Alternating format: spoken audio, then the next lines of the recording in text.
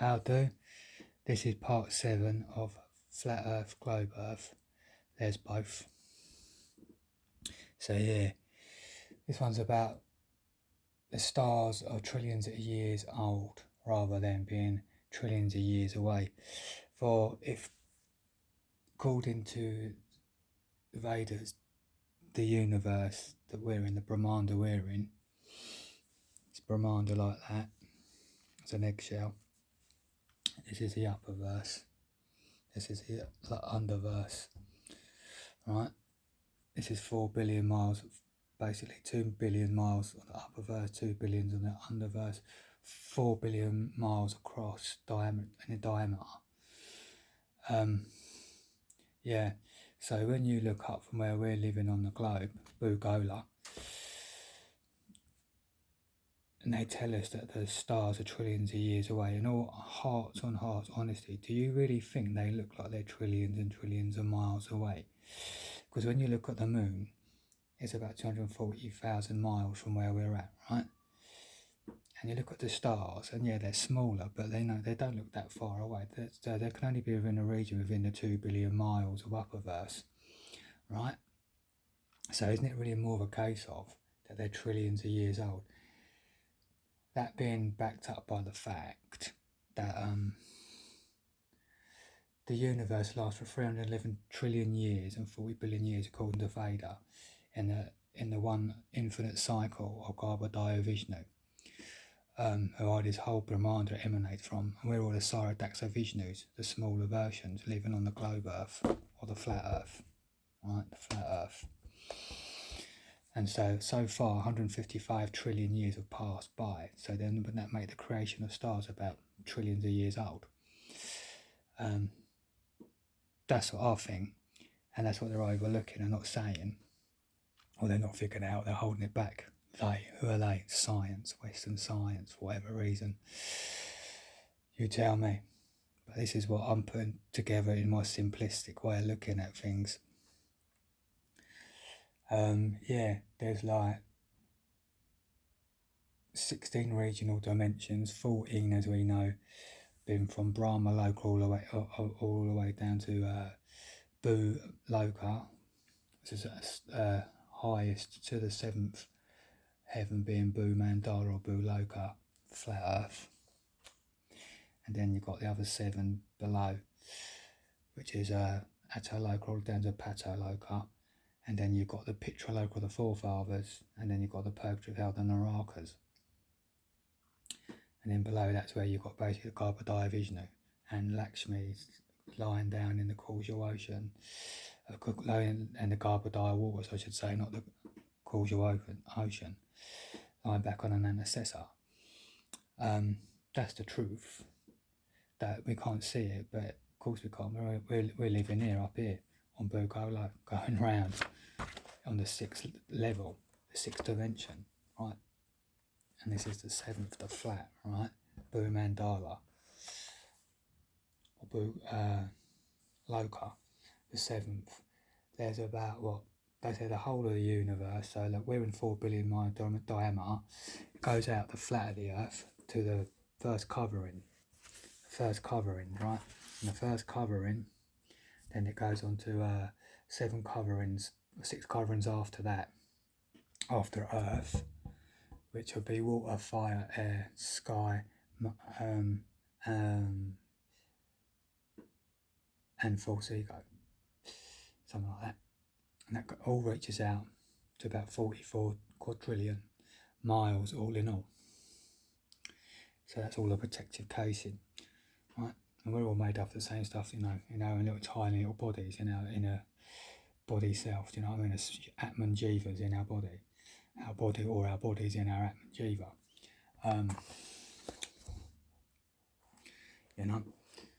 So we're just tiny little projections, in this bleeding incarceration in their material nature. Just had to say these things, because I don't think I've said them in any of the other vlogs about this, in the simplicity that I'm trying to keep it in. But also, this here is from a book, here, Mysteries of the Sacred Universe. Good book if you like all this sort of stuff. Richard L. Thompson. Good book if you're into all this sort of the cosmology of Bhagavata Puranas. Gives a really big sort of like explanation of a lot of things, of information on the Vedas.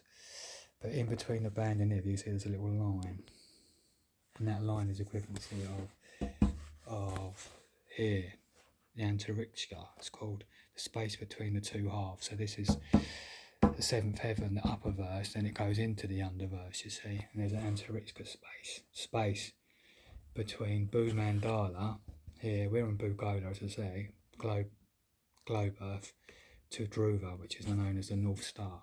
That's the Antarikshya space. So they could say there's a banding width of life that we live in, amongst ourselves. But yeah, as the saying is like generator, operator, destroyer, God, which is a Brahma, Vishnu and Shiva. And really everything begins starting off basically as the operator for always, which is Vishnu. Expansion of Vishnu. Basically, you've got Karana Vishnu or Maha Vishnu in the material, in the spiritual universe they come from. And then you've got the causal ocean, and then you've got Garbhodaya Vishnus, Brahmandas, and there's loads of them. We're in the smallest one, right at the bottom. So it's always going on for about 11 trillion years in an infinite cycle, and it sleeps for the same amount of time and then awakens again. And we're all the Daxo Vishnus, every living entity, ourselves, plants, aquatics, a lot. So there's tiny little specks, like called the Daxo Vishnu, and the scientific name for ourselves, whether you're man or woman, male, female. But that's the scientific spiritual name for ourselves. But yeah, we're living on the Gola, going round. We're halfway through our time on Brahma's day. 7th Manvantara called Vavasveta Manu. There's 14 Manvataras, so we're halfway through, which would make it about 2 billion years have gone past, and there's about 4 billion years, 320 million years to make a whole day. When this finished, this is what I've come up with, right? I don't know if it's true, just putting it out there. I say this is the flat of the Earth, and there's 7 oceans and 7 continents, and right in the centre is an ocean of salt, right? And we're made out of ocean, so we go around the sun in our orbit, as it was all being known and been taught, on the 6th dimensional level, the 6th, right? And above us is the moon, so we're going around in between Bhumandala and the moon in the 6th, going around. And then when it crashes in Brahma's night, right, it crashes, they break the circuit somehow, and maybe it crashes into the salt ocean. We're only humans left in the last part of the day, where it gets evacuated onto the flat Earth. Maybe like in June, you've got that sort of like high line of sort of like cigar type shaped sort of like engineered ships. Maybe they get to that level again, and they just drop everybody down before this gets crashed, and bang, you go down like that, and then you live in one of the 7 continents, 88 continents, or the 7 oceans, and the 7 pieces of land between it. It's an idea.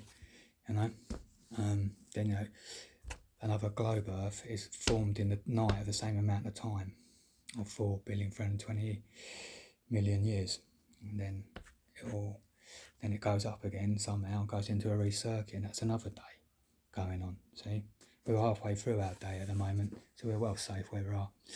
You know what I mean? What's going on? But yeah, it's interesting to have a little think about this over my years, reading all these things. I just try and simplify it. It's only come to me thinking maybe people always arguing about if there's a globe or a flat, as I said in the other vlogs, maybe there's both. That's the bigger picture. Why wouldn't God not be able to create that if he wanted to? It's an arrogance to think they couldn't do that, do you know what I mean? And where we're sitting, we're sitting in a globe, saying everyone's a flathead is an idiot, but maybe there's not. Maybe it's just below us, what lies beneath, And it's just a lot of drop beneath us. I mean, if they've got aeronautical ability yet to go underneath, like out and down, do you know what I mean? Like out and down to flat Earth, rather than just looking up to the moon and beyond in space travel, just going down a little bit more. So there's these high liner ships or whatever, aeronautical type of abilities, and you just drop down once upon a time on a commercial level, we might have been able to do both. At the moment, we're aeronautically cut off. We've only just got to a level basically making aeroplanes again and UFOs, like sort of ships anyway. I mean, if look, the last, well, we've got Blackbirds and they shut them down. What they're making now, what's the newest fighter plane? Planes now F-47s and F-55s, and there's the newest, what we know on the commercial level of the new fighter planes. And you look at them, they look pretty tasty. When do they make big commercial aeroplanes that basically have the ability, as I say, to drop down a little bit? They've explored underneath space, you see, under, just beneath us, rather than just up all the time. Because there could be a whole other load of land underneath us, 88, sort of like lands for 88 constellations, just saying. But yeah, just put that out there for today. Could well be, you know what I'm saying?